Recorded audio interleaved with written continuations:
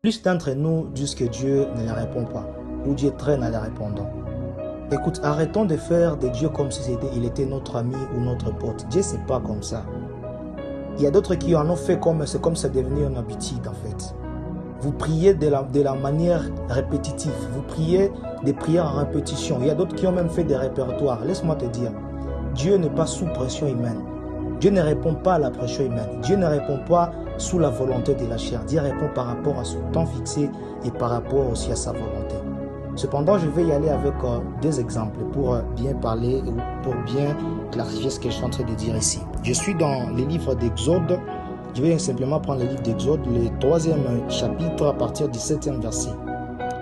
La Bible dit, l'Éternel dit, je vis la souffrance de mon peuple qui est en Égypte, et j'ai entendu les cris qui lui font pousser les oppresseurs, car je connais ses douleurs. 8e verset.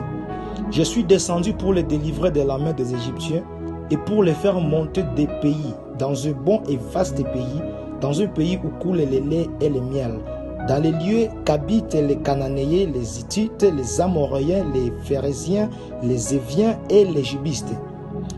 Alors, ce qui m'intéresse plus dans ce chapitre ici, c'est dans le 7e verset, son parti, avec sa partie A, qui dit « Je vis la souffrance ».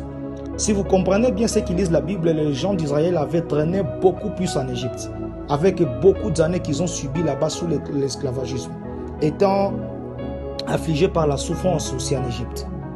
Maintenant, on pouvait penser, pendant toutes ces années, est-ce que Dieu ne les écoutait pas? Est-ce que Dieu ne voyait pas qu'ils souffraient? Est-ce que Dieu n'entendait pas leurs cris?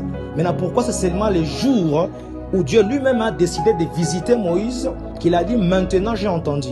Ce qui veut dire que vous pouvez prier beaucoup, vous pouvez pleurer pendant des années, mais si cela ne concorde pas avec le temps que Dieu a fixé pour ta vie, tu ne verras jamais la réponse de Dieu.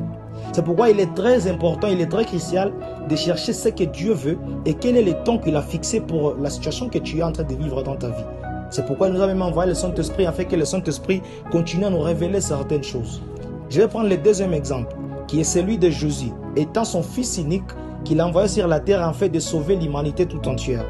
Il était à Gethsemane en train de prier. À un certain moment, il y a la pression de la chair qui lui a aussi saisi. Et Jésus avait changé la prière disant, Père, s'il est possible que cette coupe s'éloigne un peu de moi. Mais il s'est rendu compte que son Père ne répond pas à ce genre de prière. Il a vite changé la prière disant, non pas comme je le veux, mais comme toi tu le veux. Pourquoi? Parce qu'il comprend très bien que Dieu qui est son Père ne répond pas à la pression de la chair, ne répond pas à la pression des hommes, mais il répond selon sa volonté. C'est pourquoi il a dit, non pas comme je le souhaite, mais comme vous le souhaitez. C'est-à-dire, il s'abandonne, il se laisse à Dieu. Peut-être que toi, si tu es en train de traverser des durs moments dans ta vie, mais je vais te dire ne pas te décourager, mais plutôt de te conformer à ce qui est à la volonté de Dieu. En sachant que Dieu t'aime, il t'écoute, il veut que tu sois heureux, heureuse tous les jours dans ta vie. Il est prêt pour toi à faire tout ce qui est bien. C'est ça Dieu, il est ton Père, que tu lui obéisses simplement. Et je te dis, jamais tu verras l'absence de Dieu dans ta vie. Même si tu n'as pas encore ce que tu demandais, tu verras toujours que Dieu est présent. Pourquoi? Parce que tu es conscient ou consciente qu'il est là, il t'écoute et il t'aime. Alors que Dieu te fasse du bien, que Dieu t'aide, que Dieu te bénisse, que Dieu t'élève, que Dieu te garde dans son amour. Sois béni.